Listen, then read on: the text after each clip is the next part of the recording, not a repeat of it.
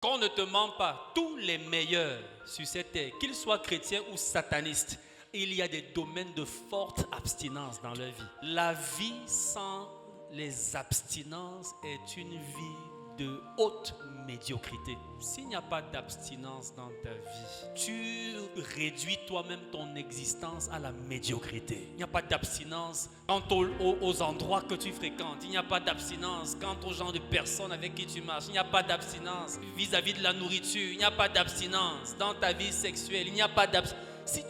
Celui qui ne s'abstient pas est condamné à la médiocrité. Est-ce que tu sais que même dans la sorcellerie, pour entrer dans certaines dimensions, les gars, ils s'abstiennent de certaines choses. Même pour exceller dans la méchanceté, tu as besoin de discipline. À combien plus forte raison si tu veux exceller dans les choses positives.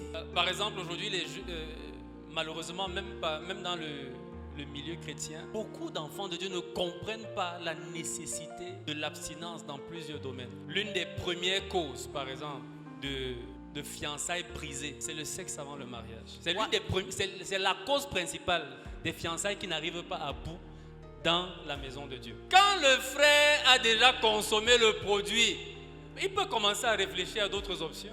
Qu'est-ce qui le motive encore? Je me rappelle quand j'ai vu cette belle femme, je voulais l'épouser. Quand je la voyais seulement, je voulais la manger. Donc il ne fallait pas que mes fiançailles durent éternellement. C'est pour ça que nous on ne croit pas aux longues fiançailles à Christ Nation. Dans toute ma spiritualité, j'ai vu que là-bas, là mon frère, fais vite ce que tu as à faire. Le Seigneur Jésus a regardé, il a dit ce que tu dois faire, fais-le vite. Et c'est pour ça que je vous ai toujours dit ici, quand quelqu'un vient ici me présente, vous dit que Daddy, voici la personne que je vais épouser, vous devez vous marier.